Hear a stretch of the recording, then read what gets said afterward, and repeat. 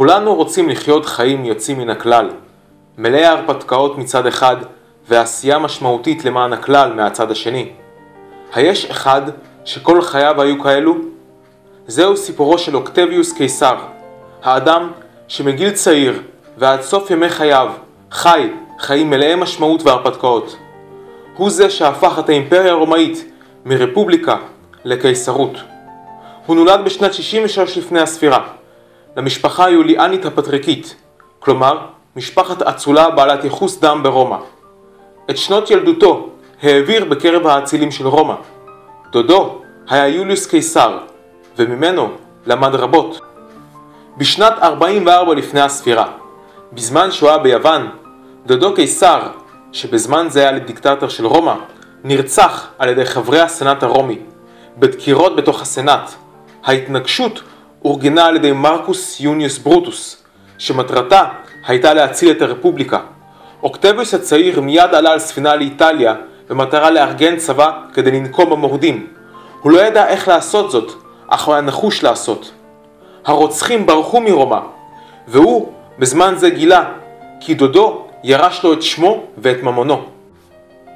אוקטביוס היה מתוחכם ונבון לפוליטיקה, והפך בתוך זמן קצר בזכות עצמו לקונסול של רומא.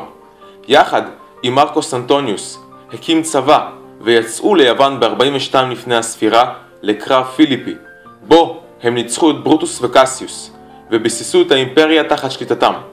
יחד עם אדם בשם לפידוס הם יצרו דבר בשם הטרוימווירט השני, שזה אומר ששלושתם חילקו את האימפריה ביניהם.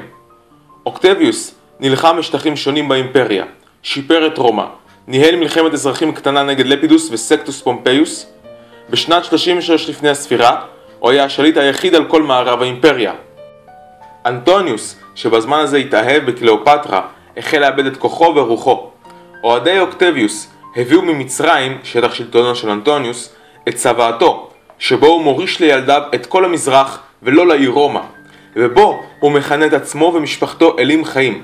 לצוואה זו קראו מתנת אלכסנדריה, ובזכותה יכל אוקטביוס לשכנע את הסנאט לצאת למלחמה באנטוניוס.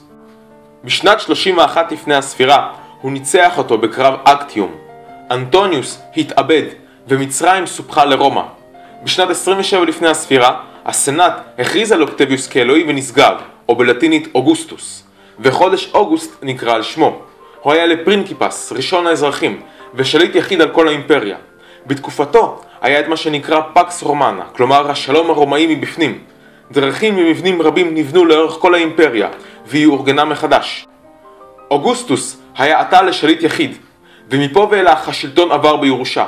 רומא חדלה מלהיות רפובליקה והחל עידן הקיסרות. חייו הם הרפתקה אחת גדולה, ומילותיו האחרונות היו: אם היטבתי לשחק במשחק החיים, מחאו כף ושלחוני ברוב תשבחות, פה אחד.